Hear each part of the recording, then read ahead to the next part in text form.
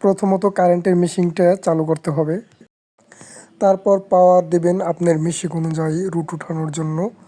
আর root উঠানোর সময় সবচেয়ে মনে রাখবেন প্লাসে দিবেন আর্থিন আর মাইনাসে দিবেন ওয়েল্ডিং। তারপর ক্যাজুয়াল রড নেবেন, ক্যাজুয়াল রডটা আপনার ওয়েল্ডিং মেশিনের সাথে লাগাবেন। তারপর সাইডে বাড়ি দিয়ে আগুনটা ধরাবেন যাতে আগুনটা ভালোভাবে ধরে। সবসময় মনে রাখবেন সাইডে বাড়ি দিয়ে আগুন জ্বালালে আগুন তাড়াতাড়ি জ্বলে ও এক চান্সে জ্বলে। তারপরে যে রুটের মাঝখানে রুট রটানোর সময় 2 সাইডে বাড়ি দিবেন অথবা উপরে নিচে করবেন, এভাবে পুরো কাজটা চালিয়ে যাবেন।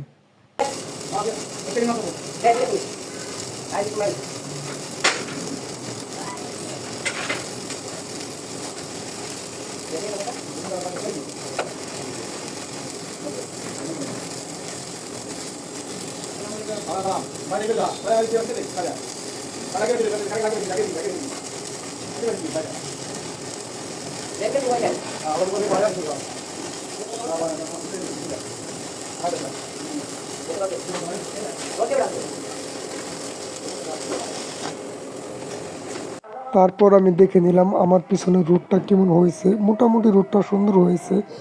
এভাবে আপনারা মানলে আপনাদের রুট সুন্দর হবে। আমি আপনাদেরকে দেখাবো যে আমার রুটটা কেমন হয়েছে, আমাদের সাথে আসুন।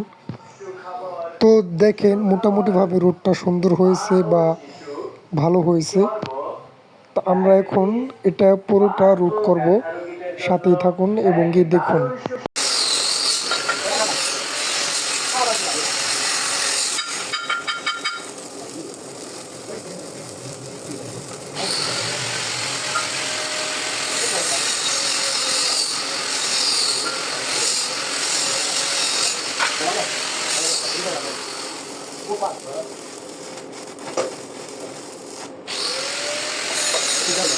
অবশেষে আমাদের রুট পুরোপুরি মারা সম্পূর্ণ হয়েছে।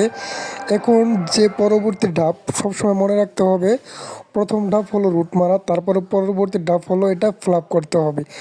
আর ফ্ল্যাপ করার সময় সর্বপ্রথম কি করতে হবে তা আপনাদেরকে দেখিয়ে দিচ্ছি।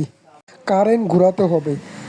এখন কি করতে হবে, এখন হলো আমাদের যেই আর্থিনটা ছিল আর্থিনটা মাইনাসে দিতে হবে এবং প্লাসে ওয়েল্ডিং দিতে হবে। তারপর আপনার মেশিন অনুযায়ী পাওয়ার দিতে হবে। এখন কি করবেন, এখন হলো ফ্ল্যাপ করবেন।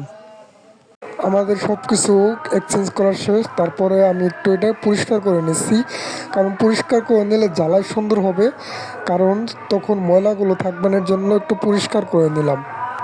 এখন আমরা এটা ফ্ল্যাপ করব।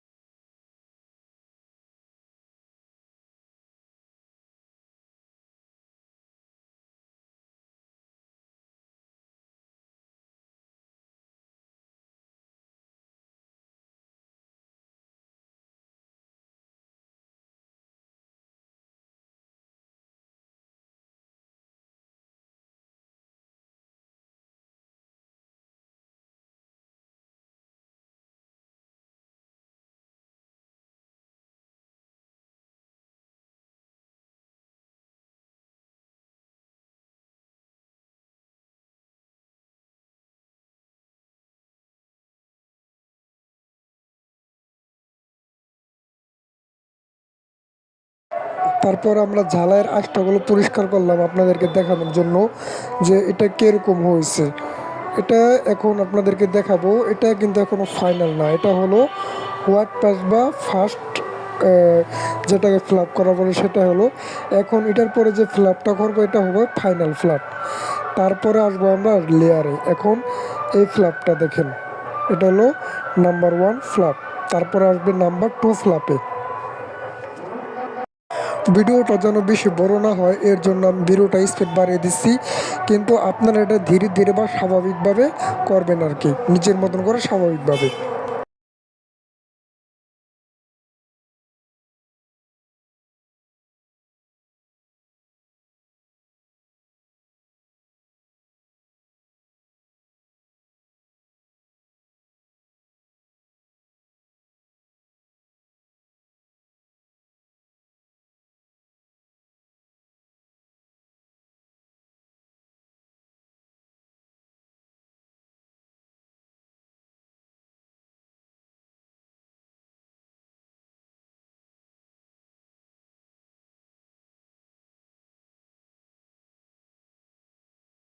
এখন আমাদের ফ্ল্যাপ করা সম্পূর্ণ হয়েছে। দেখুন কত সুন্দর হয়েছে মাঠটা, দেখতে পাচ্ছেন আপনারা নিশ্চয়ই। যাকে বলে 100-90 দিতে বাধ্য হবে, এরকমভাবেই মানে কাজ করতে হবে, সমান রাখতে হবে সব কিছু।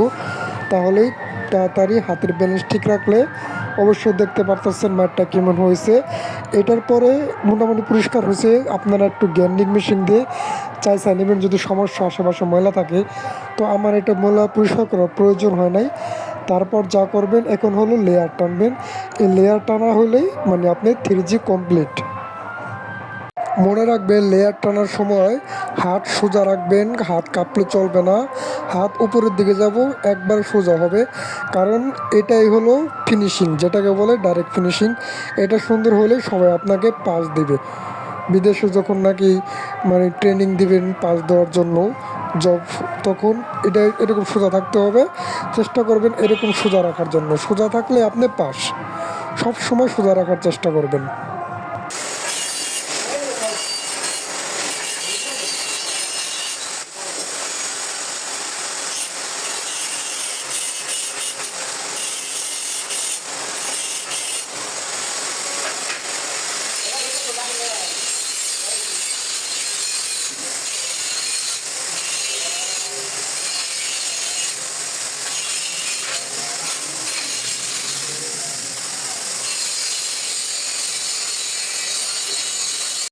এখন দেখেন মাঠটা কত সুন্দর হয়েছে, এক কত অসাধারণ হয়েছে।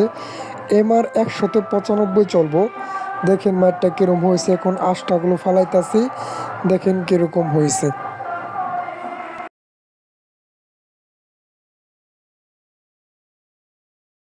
তো দেখছেন নিশ্চয়ই মাঠটা কেমন সুন্দর হয়েছে। আশা করি আপনাদেরও হবে এভাবে। এটা হলো আমাদের ইপি 1 গেল 3G পজিশনের।